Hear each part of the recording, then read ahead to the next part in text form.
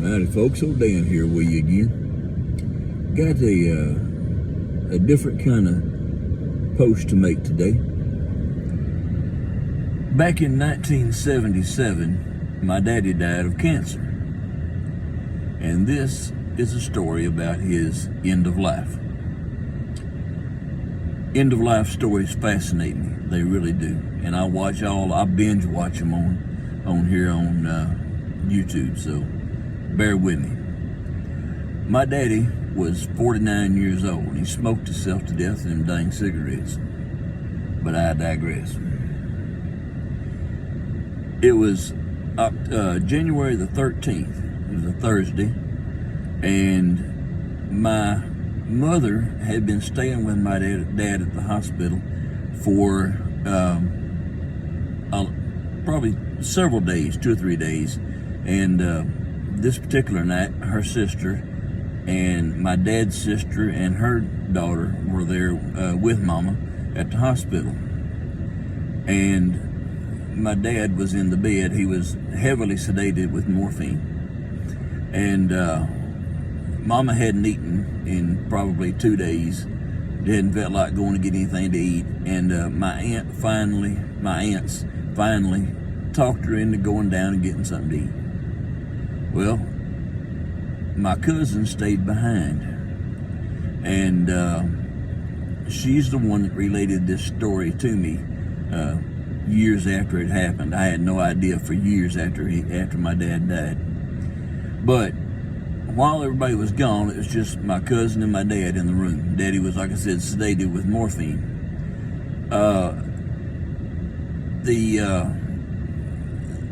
The time was kind of passing slow. My cousin was like reading a book or magazine or something. And all of a sudden she said, my dad sat up in the bed. Now he's supposed to be sedated, but he sat up in the bed.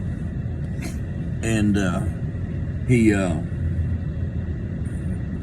was trying to get out of bed. And of course he had, wires and tubes and stuff hooked all around him and stuff, but, he was having a hard time getting out of bed.